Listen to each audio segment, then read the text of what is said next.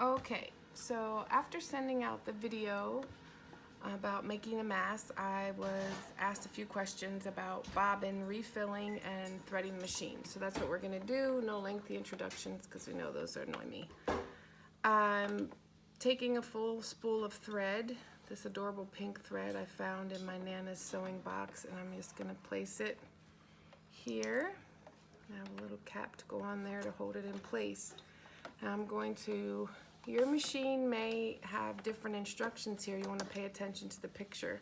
As you can see on my machine, I'm going to thread behind this hook, come up through here, and then I'm going to wrap it around this little screw and bring it down here.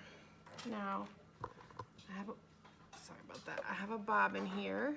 I push it through one of the holes on the top, get a good grip, and then I'm going to place my bobbin on top of the threader. And you see this arrow because I push it over here. That way when I press the pedal, it knows that I am filling the bobbin and not sewing. So now I'm just going to press the pedal. I'm going to hold on to this tight.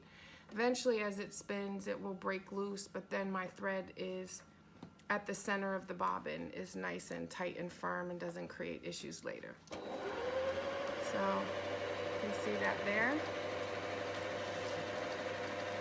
And I'm just gonna go, there's a guide here to where the bobbin should be full, and I'm just gonna hold the foot down until it reaches that. And I'm gonna pause the video now, and when I come back, we'll go to the next step, which is installing the bobbin in preparation for sewing. Okay, we're back. We have filled the bobbin with all this pretty pink thread, which I'll be using to make some children's masks and my granddaughter's bibs.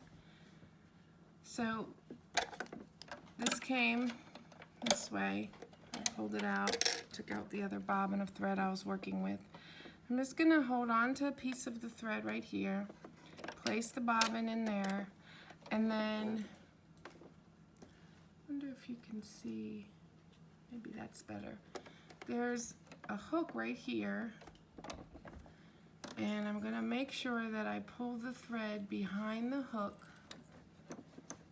There, not snapped in place. You can tell because there's a little bit of tension on it when I pull. Now, I'm gonna hold on to the thread that's coming out of the needle because I threaded my machine. And while holding on to this, I'm gonna use the dial to turn the needle down, and you'll watch, I'll do it slowly, you see that thread from the top coming down, it's pulling the bobbin thread through,